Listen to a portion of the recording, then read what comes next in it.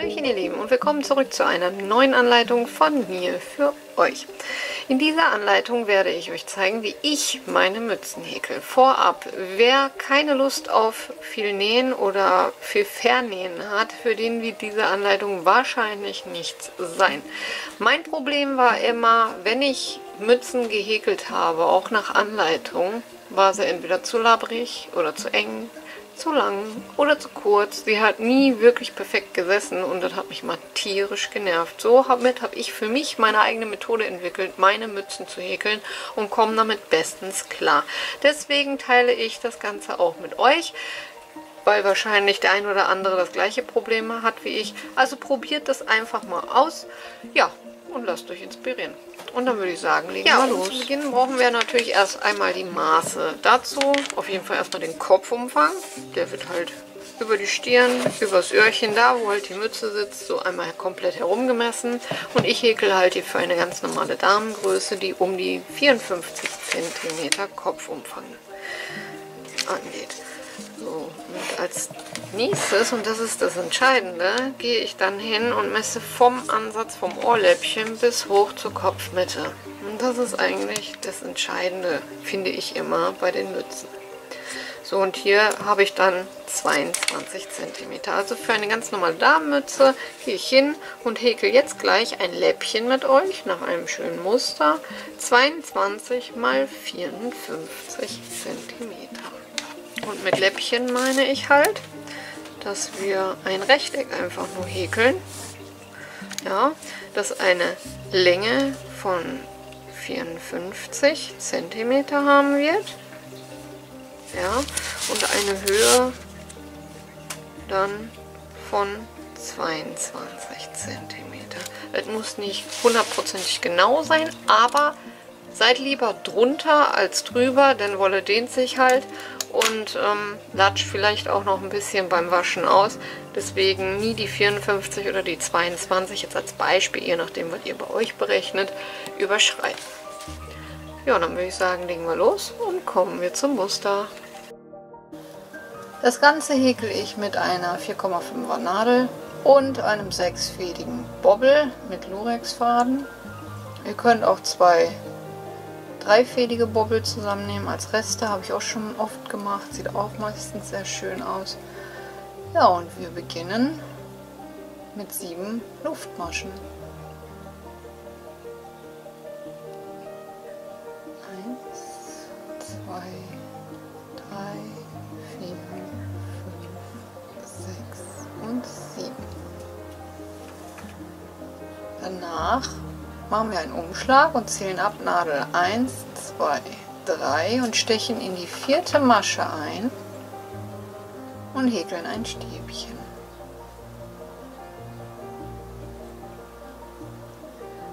Und ab hier jetzt in die nächsten 3 übrig gebliebenen Maschen auch nochmal jeweils ein Stäbchen.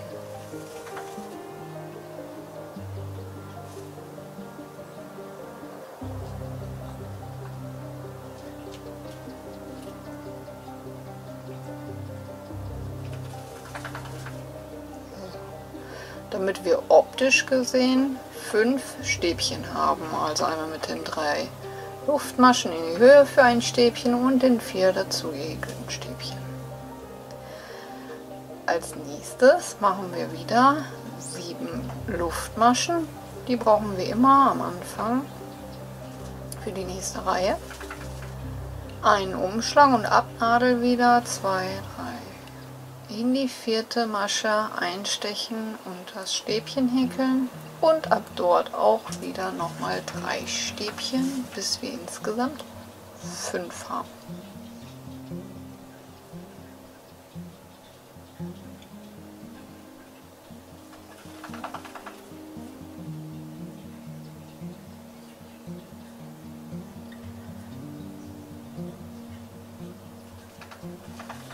So. Nun haben wir das Ganze so. Könnt ihr euch aussuchen, wie ihr ihr das jetzt dreht, so oder so rum. Hauptsache, wir klappen es so zusammen. Gehen dann unter dieses Stäbchen des anderen Packets, sage ich jetzt mal einfach, und machen einen Kettmasche. Dann wieder 3 Luftmaschen, einen Umschlag und um dieses Stäbchen hier werden jetzt wieder unsere 4 Stäbchen gehäkelt, dass wir auch hier wieder 5 Stäbchen insgesamt haben.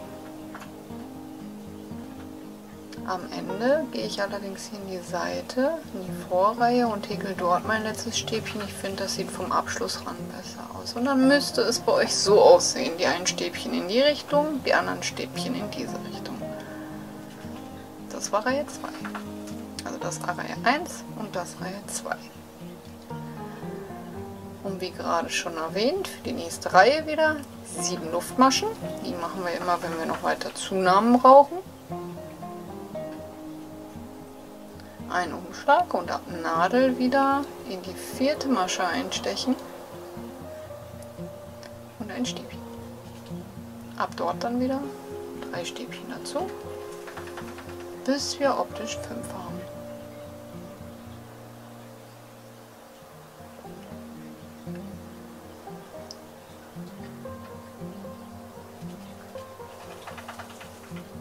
So.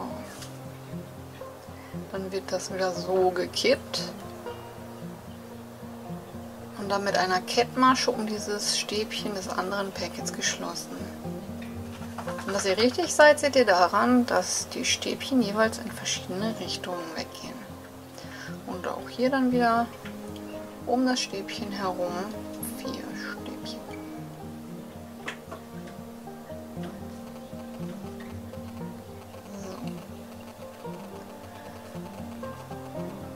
Hier dann wieder eine Kettmasche, 3 Luftmaschen und 4 Stäbchen.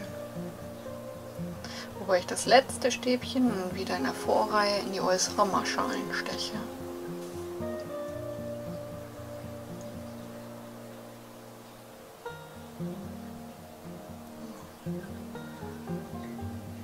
Und so sieht es dann aus. 3. Reihe.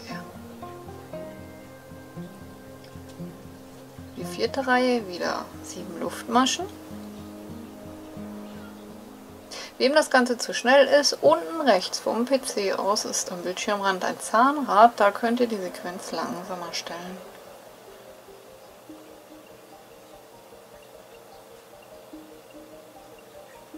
Und auch hier dann wieder ab Nadel in die 4. Masche einstechen und ab dort 4 Stäbchen häkeln.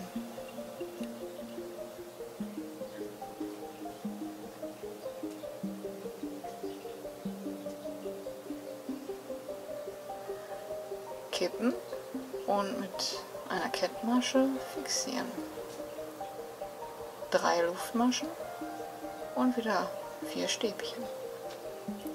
Und jetzt immer 3 Luftmaschen nach dem Kippen bis zum Ende.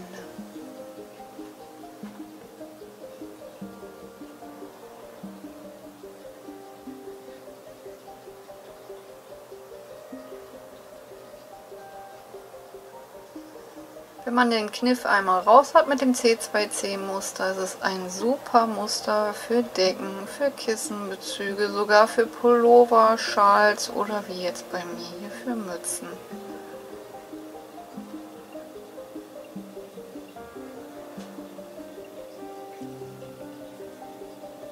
Hier wieder das Stäbchen, Kettmasche, 3 Luftmaschen. Und 4 Stäbchen und das letzte Stäbchen in die seitliche Masche.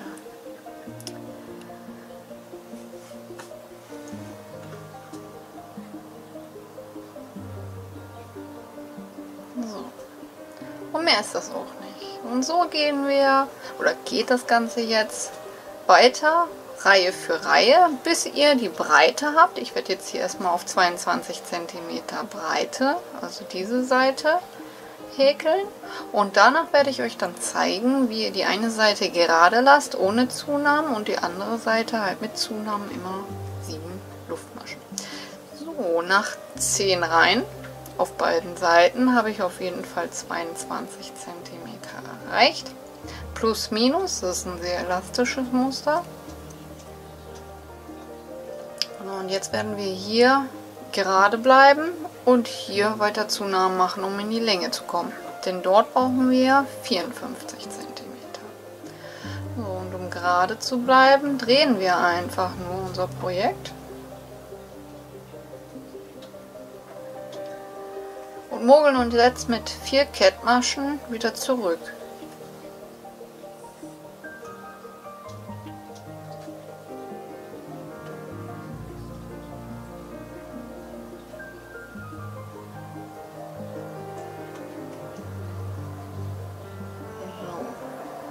Und ab hier brauchen wir dann auch keine 7 Luftmaschen, sondern wir müssen dann nur auffüllen. 3 Luftmaschen und 4 Stäbchen um dieses Stäbchen.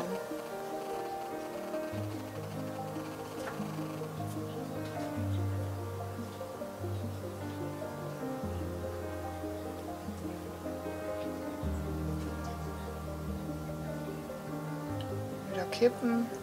Und bis zur anderen Seite jetzt mal wieder das gleiche. Kippen, fixieren mit einer Kettmasche, 3 Luftmaschen, Stäbchen und so weiter. Ich markiere mir hier diese Seite mal mit einem Marker, denn man hat man schnell beim Fernsehgucken sonst zu viele gemacht. Da weise ich dann jetzt ab hier nur gerade. Also auf dieser Seite keine 7 Luftmaschen, sondern immer mit Kettmaschen zurückmogeln.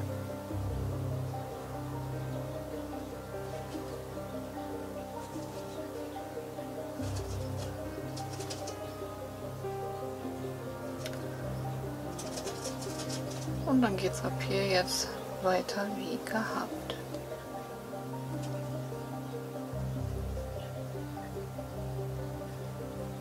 Bis wir auf 54 cm Höhe gekommen sind. So, hier habe ich jetzt meine 54 cm in etwa erreicht. Wenn ich glatt streiche, bin ich dran, locker etwas drunter. Habe ich ja am Anfang schon gesagt, bleibt lieber etwas drunter als drüber. Und das sind in etwa 24 rein gewesen. So, ab hier füllen wir jetzt einfach nur noch auf. Das heißt, diese Seite wird wie die andere Seite nur noch mit Kettmaschen zurückmogeln begonnen, damit wir auf beiden Seiten im Grunde so nur noch auffüllen. Also ich zeige euch das nochmal kurz, so wie hier, auch hier. Jetzt hier am Ende angekommen, fixiere das Ganze mit einer Kettmasche, drehe und mogel mich mit 4 Kettmaschen wieder zurück.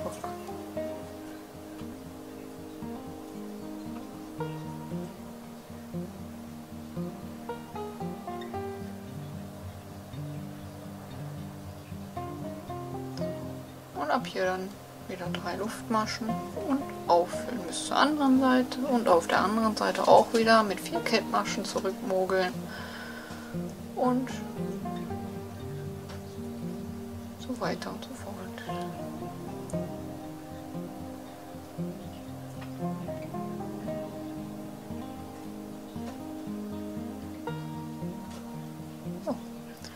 Der Seite flach, auf der anderen Seite bleibt es dann auch flach und dann gehen wir so zusammen.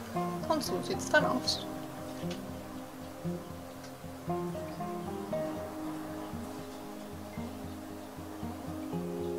Fertig. So, am Ende nehme ich die Länge, 2,5 Mal ungefähr, fixiere das Ganze hier allerdings nochmal mit einer Schlaufe, damit sich das beim Vernähen nicht auch noch dort zusammenzieht. Marker können wir auch schon rausnehmen.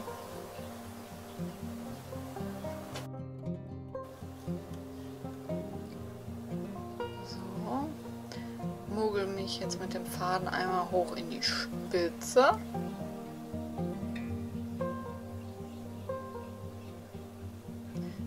Marker können wir rausnehmen.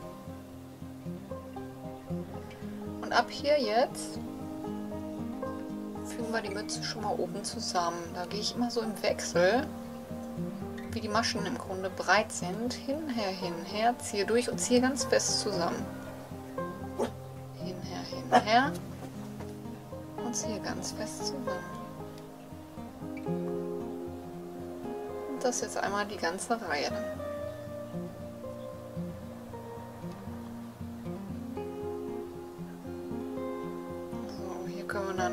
beiden Enden fixieren und das Loch in der Mitte dann zusammennähen.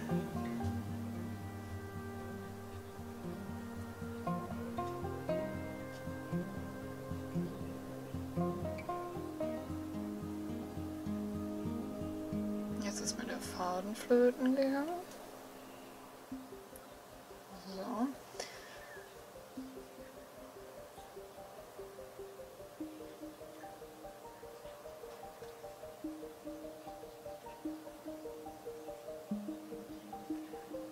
Und durch diese dicke Musterung, finde ich, muss man nicht mal einen Bobbel oder einen Flicken oben drauf machen, sondern ich finde, die Mütze sieht auch so schon vernünftig aus und kann man ohne alles auch tragen.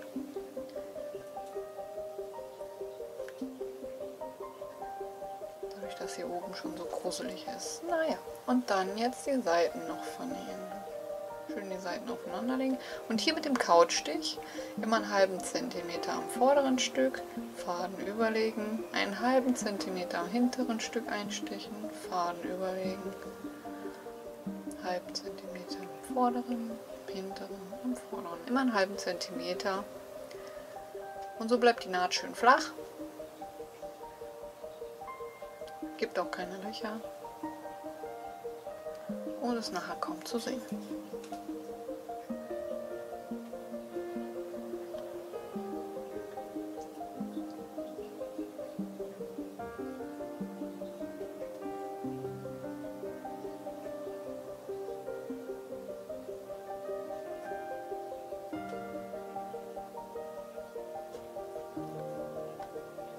Wie ihr seht, ist es halt mit etwas mehr Nähen verbunden, aber ich finde es einfacher und es sitzt nachher besser und das ist allemal wert.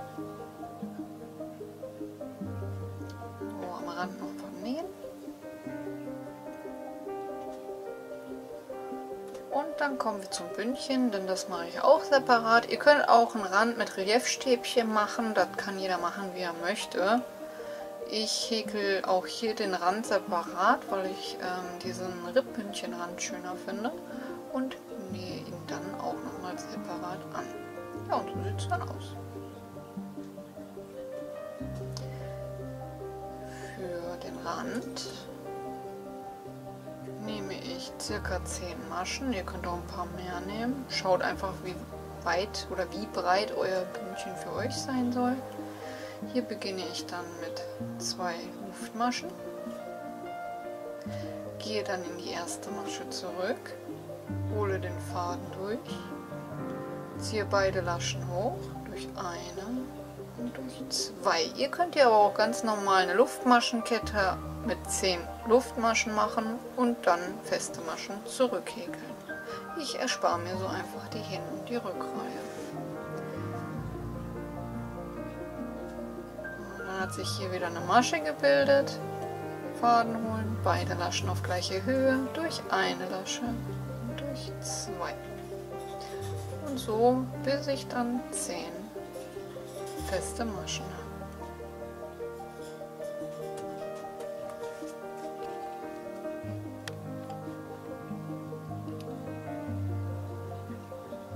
Faden holen, durch eine und durch 2.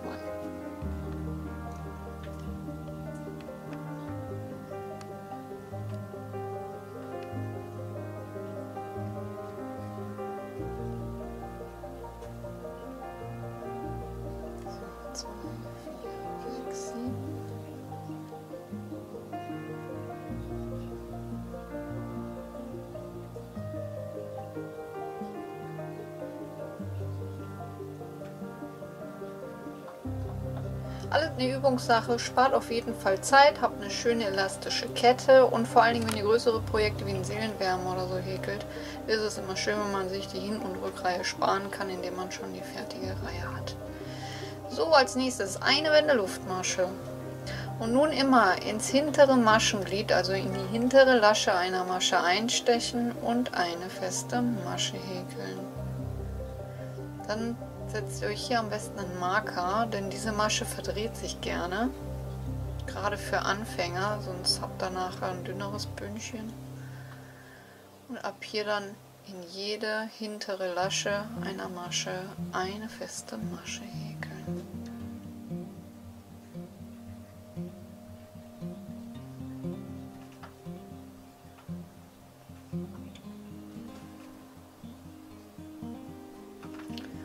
Und somit produzieren wir dann einen schönen Ribbündchenrand, der zudem auch noch sehr elastisch ist.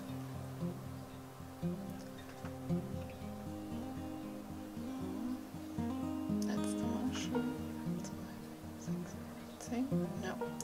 Eine Luftmasche wenden und auch hier wieder dann in die hintere Lasche, ins hintere Maschenglied, eine feste Masche. Also es wird jede Reihe immer ins hintere Maschenglied abgehäkelt. Auch hier wieder den Marker setzen. Ja. Und das häkeln wir jetzt so lange, bis das Ganze wie ein Stirnband um euren Kopf herum passt. Nicht zu locker, nicht zu fest. So sieht es dann bei mir aus, nach 60 Reihen, 10 Maschen breit, und dann kann ich das Ende jetzt vernähen und das Bündchen an die Mütze häkeln oder nähen. In meinem Fall werde ich nähen. Dazu lege ich die Mütze nach oben und stülpe das Bündchen drüber. Hier nehme ich den Faden zweimal so breit wie das Bündchen und 3 bis 4 Mal so breit wie die Mütze. Ich würde eher vorsichtshalber 4 Mal so breit nehmen, weil es ist schon etwas dicker.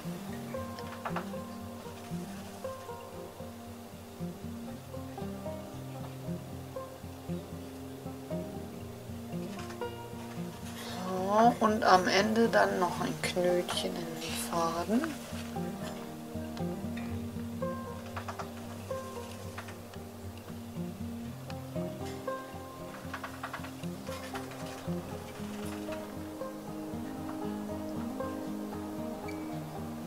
Können wir erstmal das Bündchen vernähen.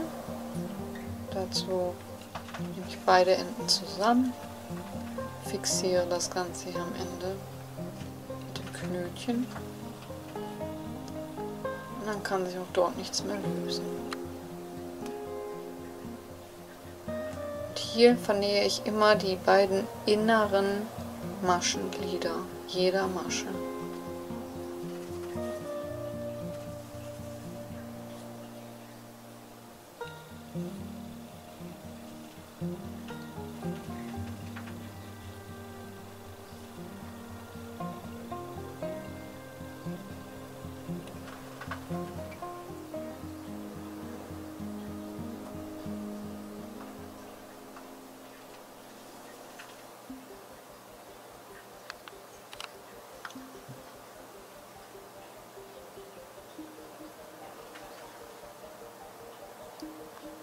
So, und dann sieht man auch kaum, dass wir da irgendwas zusammengenäht haben, da es eine schöne flache Naht bleibt.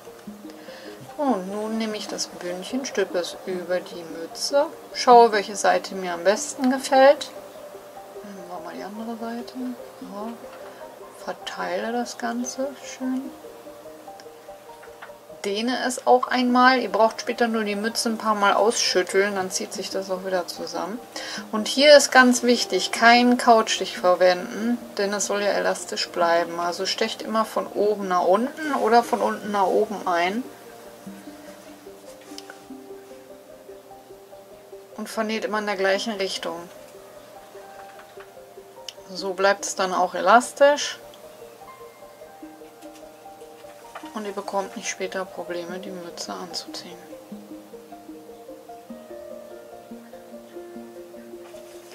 Immer mal wieder etwas dran ziehen.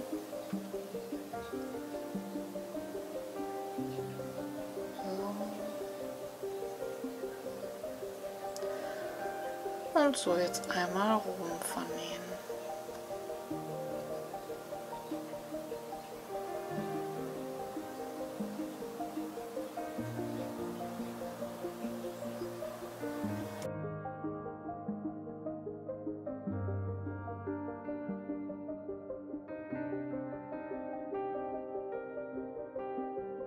Und da die Mütze natürlich durch das ganze Zuppeln etwas ausgelatscht ist, einmal kräftig schütteln und dann sieht es auch schon so aus. Also es zieht sich dann auch schnell wieder zusammen. Ja, ich finde das Bündchen einfach super. Also so trage ich die am liebsten, weil es nicht so eng ist am Kopf und auch nicht so schnell auslatscht. Und oben die Spitze, da muss man, finde ich, nicht einmal ein Bömmelchen drauf machen, auch kein Flicken. Das sieht auch so schön aus durch das gruselige Muster. Man kann es natürlich auch einen schönen Bommel drauf machen. Für Damen so, sieht das sowieso immer, finde ich, sehr süß aus. Ja, und ansonsten das gleiche wie immer. Wenn euch die Anleitung gefallen hat, lasst mir doch ein Däumchen nach oben da. Würde mich freuen, wie immer, wichtig. Und ansonsten findet ihr mich auf Facebook oder Instagram. Wenn ihr Fragen habt, stellt es mir unten in den Kommentare. Ich antworte euch so schnell wie möglich. Und dann würde ich sagen, lasst die Nadeln glühen und wir hören uns beim nächsten Mal. Ciao, ciao.